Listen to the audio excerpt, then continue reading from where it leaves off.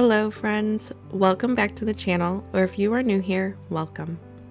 There is something about these winter days that make you want to settle down and really take your time with things, and that is exactly what I have been doing.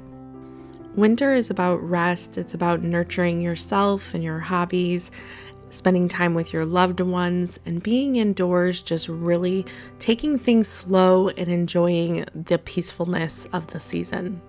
One thing I love doing all year round, but I think it takes on a little bit of a different personality in the wintertime.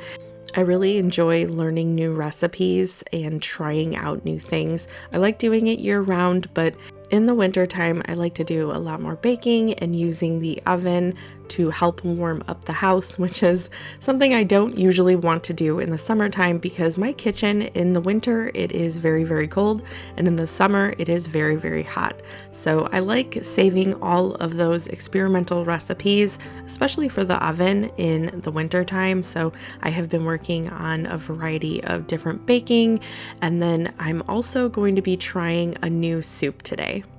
I'm going to be starting the soup a little early. As you can see, it's a little after 9 in the morning, but I'm wanting to start it early today to really allow all the flavors to meld together, and so it will slowly cook all day in this pot.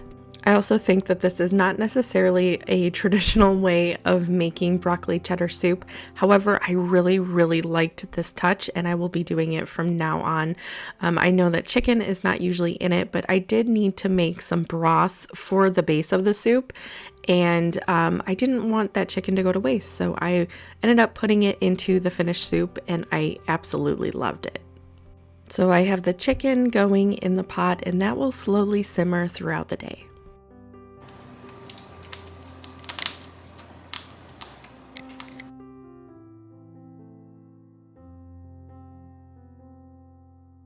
Now, the recipe that I'm working on now, I have made on my channel before, but it has been a number of months, and I think I've only made it that one time. However, it is a huge hit, and I don't know why I don't make it more often. So I am making sweet rolls, and I use what is very similar, if not like exactly the same as the Pillsbury croissant rolls. So I will be making those, and I will be adding an orange glaze to the top of them. I also really enjoy the touches of orange in the actual croissants, so I will be adding that to the dough as well.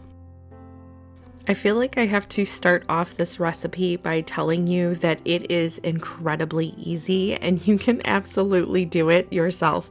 So this is a yeast recipe, but I'm pretty sure you could do it with sourdough. I just do not have my sourdough started again. However, it comes together so incredibly easy with the yeast, and it is so easy. I cannot stress that enough. I think I had this recipe in my book for quite a while, and I was very intimidated by making it, which I often am with bread type recipes at first, but this one I am here to say is so easy, and you absolutely can make this yourself. So if you're wanting to try this recipe, I will have it down below in the description box. You can also try this recipe without the orange flavorings added to it, and then it would be more like the Pillsbury croissants that you get like in the can in the fridge section at the store. I swear it is like such an identical recipe. It reminds me exactly of that, but I just add the orange flavorings to it to make it more of like a treat or a pastry for breakfast. However, my kids are huge fans of croissants. Like, I don't know if they like anything more than those, but I definitely need to start making these more often, and especially without the orange as well, to kind of mix it up and have that classic croissant flavor.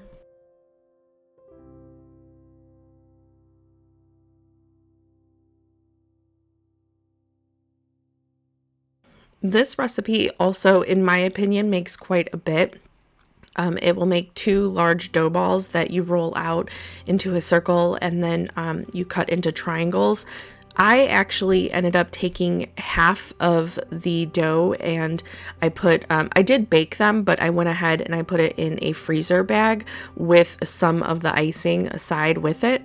and then I am hopeful that it will work. I've never froze them before, but it was such a large batch that I'm hoping that I can do that in the future to where I can freeze them, just take them out and throw them in the oven. So I did do that with this batch, and like I said, I'm not positive if it's actually going to turn out really well, so I'll let you know whenever I find out for sure.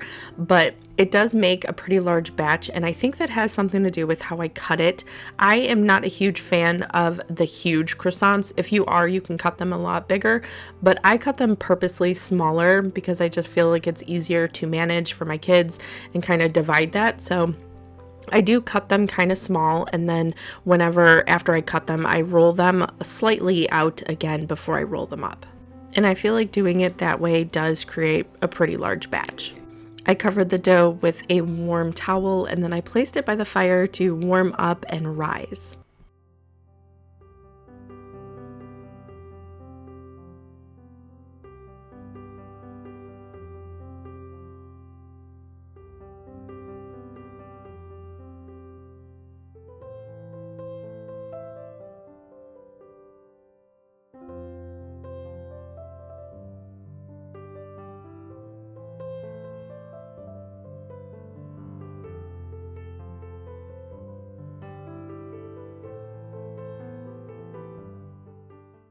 One thing I am working on this year is being better at recording my recipes into my recipe book.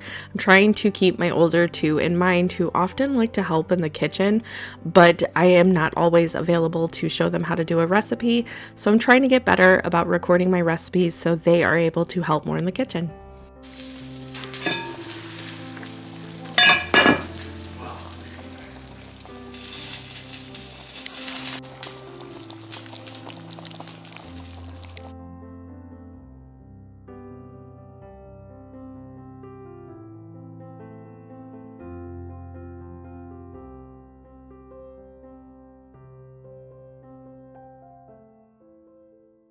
It has now been a couple of hours for our dough, so I'm going to turn that out and roll it out onto the surface. Like I said, I do like to divide it into 2 dough balls to make it easier to manage, and then that also gets it to a pretty normal size for the croissants too when you do that.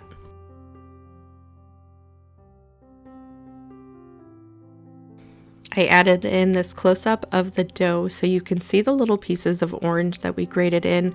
I also did squeeze in some of the fresh orange juice, but I love these little pieces of orange. I feel like they add such a burst of flavor. If you are a little crunched for time, you can speed up the rising process. I have found a method that I feel like works really well, and so I use it on those extra cold days or days maybe that we don't have a fire going. If you have a fireplace and you have that on, it does really, really well if you put a bowl that is covered next to it, because that, in my opinion, or at least in my kitchen, it does have it rise very quickly. But if you don't have that, one thing that I have found that works really well is if while you're working with the dough, maybe putting it together, you can have the oven preheating to a really low amount. And then once you get to that amount, shut the oven off. You let it cool down a little bit, and then once it is cooled down, you can put your dough in the bowl in the oven and just have it closed, and that actually works really well to have it rise but not cook or anything like that. So I do use that sometimes. My kitchen is very cold, but that is a method that I've noticed it helps really well. You can also, if you have stuff going on your stove like soup or anything like that simmering, you can put the dough next to that. That also does help a lot when having dough rise. So I've divided the dough in half and I rolled it out into a mostly circle shape. Now I'm going to use a knife to cut it into triangles. Like I said, you can divide this however you want. If you're wanting them smaller like I make, then you would just make the triangles a little bit smaller by creating extra cuts. But if you're wanting them larger croissants, then you would leave them large.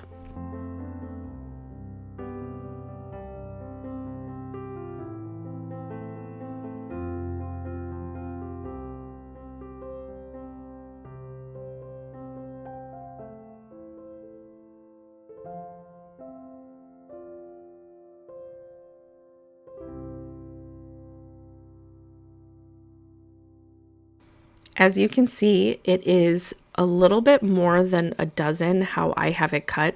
So that is really the perfect size. And then this is only 1/2 of it. So I have more than 2 dozen of these, and I just put the second batch into the freezer. So what I do is I cut them after I roll it out, and then I will roll each piece slightly. I try not to make them too thin, but it is a little thicker than I'm wanting whenever I have each individual piece. So I pull it aside and I roll it just slightly, and then I roll it up like you see here.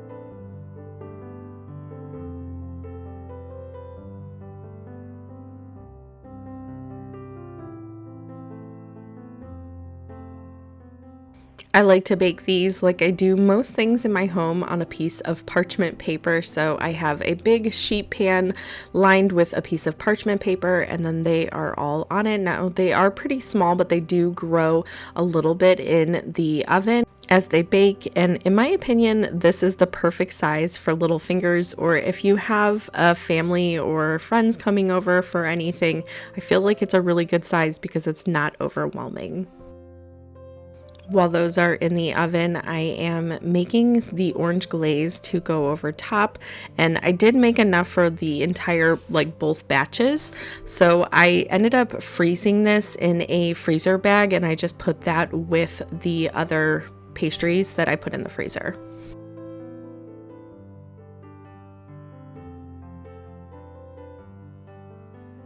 Here's how they look fresh out of the oven, and I swear it reminds me exactly like the Pillsbury croissants that you get in the tub at the store, and I promise you there is not much to it. The longest part is definitely the rising, but if you have a warmer kitchen or you put it in a warm spot, it doesn't even take that long.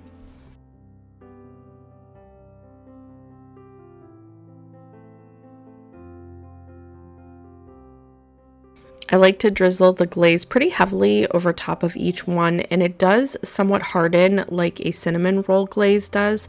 However, my family really likes to eat these warm, so if they have been out or we're wanting to have leftovers, we often will put a couple on a plate and warm them for a couple of seconds in the microwave, and then they get nice and gooey, and it is just so delicious.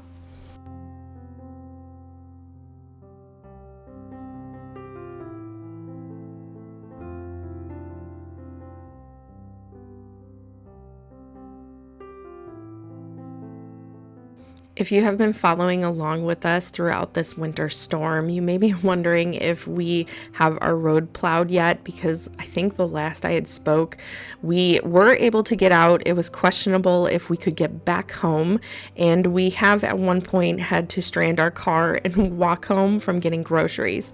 So our road it still does have ice patches on it. However, as of just a couple days ago, so almost 2 weeks after the storm, they have finally went through and plowed. It is crazy that it took so long, but we are finally able officially to get out. 3.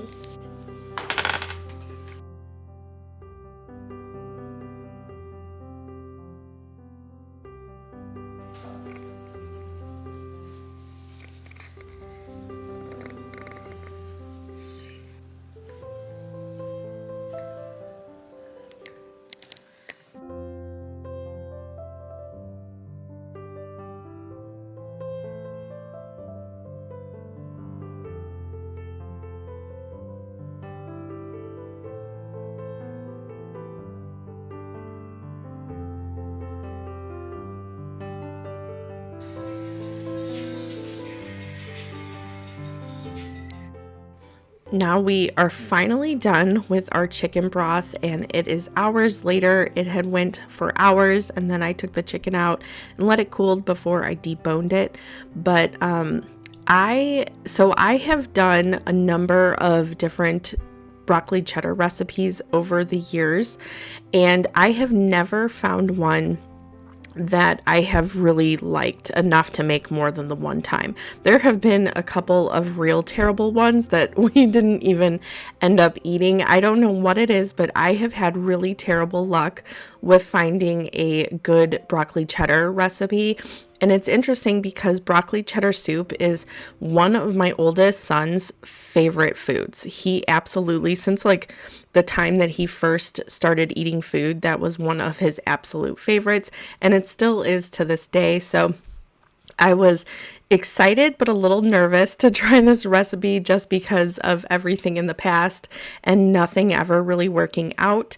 However, I was very hopeful and it turned out incredible. So he has actually already asked me to make this for him another time soon, and it was very, very easy, which I was very excited for. I'm not really quite sure why I had so many issues in the past with finding a recipe for this. I don't know if it was the recipes or maybe it was just me. I know it has been a number of years since I've actually tried because I've had so many failures, and I'm like, I think this soup I just cannot possibly make. So I'm curious, do you have a really good broccoli cheddar recipe, or were you like me where you're like, it's just not even doable? I'm glad that I finally found one. Part of me wonders, though, if it is the chicken broth and the chicken that I added that makes it really, really good. That's not in the original recipe, but I did see a comment where they added that, and I'm like, I could use some broth. That's a pretty good idea, so that's what I tried.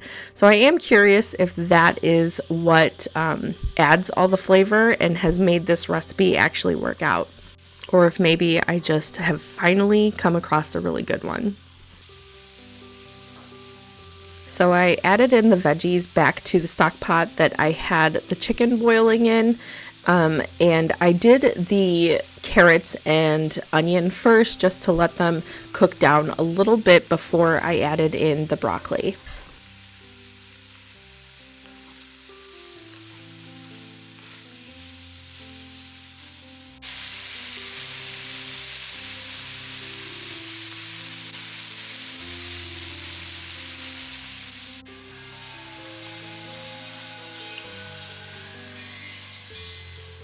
After a couple of minutes of letting the vegetables cook down, I went ahead and added about a quarter cup of flour, and I'm just stirring that all over the vegetables, getting them nice and coated.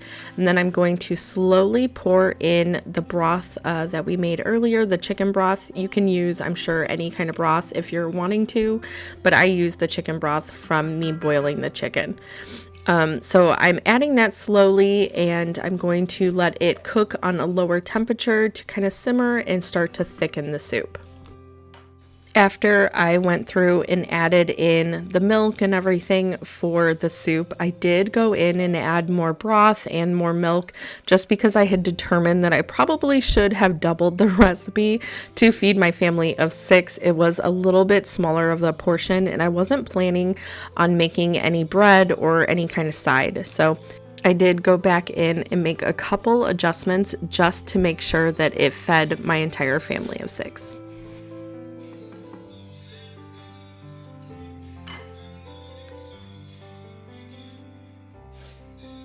Once the soup started to thicken up, I added in the chicken that I had taken off the bones and the cheese, and then I let it kind of slow simmer until it really thickened up.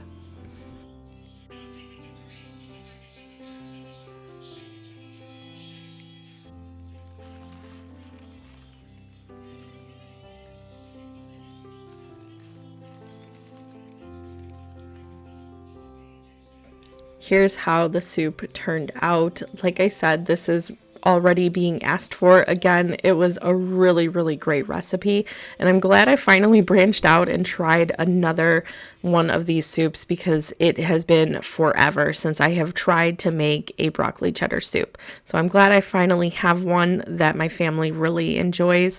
This is how it turns out. If you are one that loves broccoli cheddar soup, I'm curious what you serve with it. A lot of times I will serve just a thing of bread. Sometimes we'll do grilled cheese with like our different soups, but for this one it is extra thick and creamy, and I did not end up having anything on the side, which was fine still, but I'm curious if other people serve other things. Another thing I love doing on these cold winter days is lighting a bunch of candles. It really sets the mood, makes everything feel nice and cozy.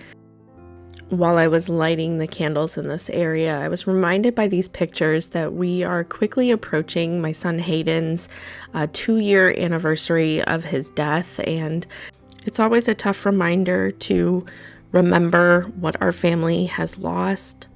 I know that the next few coming days will be a lot harder for my family and I know part of me wonders if it will be a little bit harder on me mentally now that I have been taking hormones for the last a little over a month since my whole thing on Christmas. So it all makes me wonder how these coming days are going to look for my family and I. So I would really appreciate it if you are a praying type to keep our family in your thoughts and prayers the next few days as we try to navigate this very difficult time in our lives.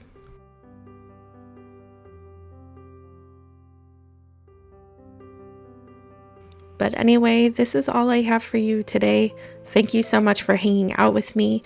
I hope you have a wonderful rest of your week, and I'll see you in the next one. Bye.